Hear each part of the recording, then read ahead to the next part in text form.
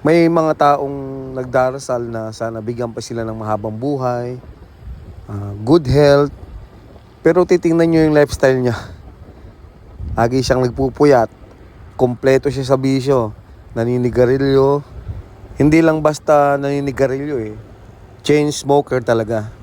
Yung iba nga ginagawa nilang tubig yung soft drinks. Marami akong kakilalang ganon. Wala na tayong magagawa kasi yun na yung buhay nila. Lalo na kung hindi naman natin na-experience yung paninigarilyo. Napakahirap sa kanilang alisin yon. Pero, pag dumating yung time na siningil na tayo ng katawan natin, yun, doon nila marirealize na ang hirap pala ng may sakit. Ang hirap pala ng may emphysema. Ang hirap pala ng may sakit sa bato. Yung sakit sa bato lumalaganap ngayon.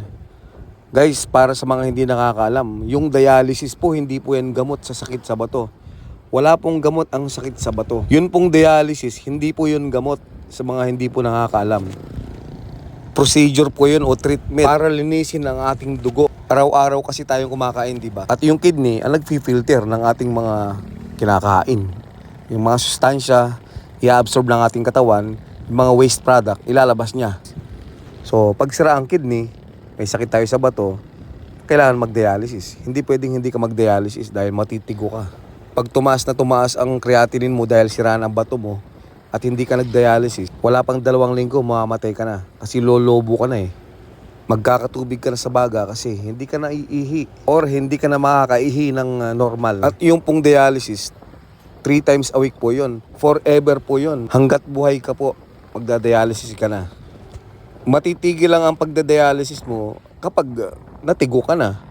O kaya nakapagpa-transplant ka na. Pero hindi po pwedeng lahat magpa-transplant. Kahit na milyonaryo ka, hindi basta-basta nakakapagpa-transplant. Pipila ka pa. Sobrang haba ng pila.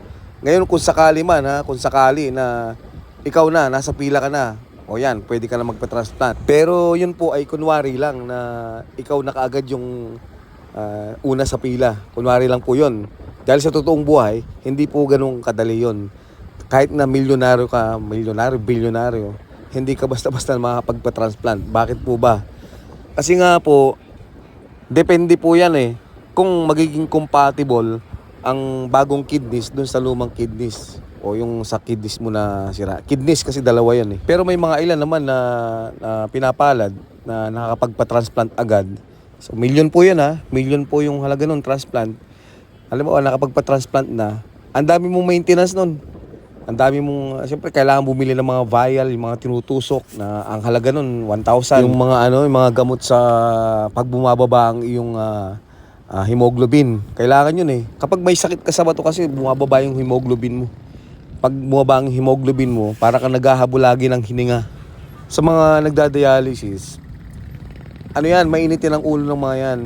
Tapos alam niyo po ba na ang magiging kulay ng mga tao nagda-dialysis? Kulay abo. Tapos yung mata nila parang lumuluwa. Tapos lagi silang maputla pero kulay abo sila. Tapos papayat yung katawan nila pero lumalaki yung tiyan. So parang goodbye na sa pagiging blooming ang magiging itsura mo. Kaya kung mahilig ka magpaganda physically, pag ikaw ay nagkasakit sa bato, kalimutan mo na yon. Siguradong madidepress ka. Stress ka na, depress ka pa kapag nagkasakit ka sa bato. Yung mga ibang nagda-dialysis parang lumiliit sila eh. Dati matangkad sila tapos bigla silang liliit. Kaya ako alam tong mga to kasi 9 years ako sa Mercury Drug. Kaya nakikita ko lahat ng mga pasyente, mga bumibili sa amin. Kapag ikaw ay may sakit sa bato, ang dami mong maintenance. May maintenance ka sa sugar, sa high blood pressure mo. Marami, basta. Lahat na yata ng sakit nasa iyo na rin. Kasi nga, hindi na nagpa-function ng mabuti yung mga bato mo. Ngayon nga, ang daming mga batang may CKD eh. Yung sakit sa bato. Nasa grade school pa lang, nagda-dialysis na. Ang number 1 kasing dahilan kung bakit nagkakasakit sa bato ay diabetes. Kung may diabetes ka o diabetic person ka. Number 2, kung mataas ang presyon mo tapos hindi mo na may maintain sa tamang level. Yung mataas ang presyon mo pero ayaw mo mag-maintenance kasi wala ka namang nararamdaman eh. Ganyan tayo, di ba? Walang nararamdaman, kaya walang pakialam. So number 1, diabetes. Number 2, high blood. Tapos sasabihin nyo, safe ako, wala akong diabetes. Safe ako, hindi mataas ang presyon. Meron pa po, Kung mahilig kayo sa chichirya, mahilig kayo sa soft drinks, lalo na yung gutom na gutom kayo, tapos chichirya agad saka coke. Tapos yung mahilig sa paninigarilyo, sasabihin, sa baga naman yun eh. Yung magiging sakit, emphysema naman yun. Nagkakamali po kayo dyan.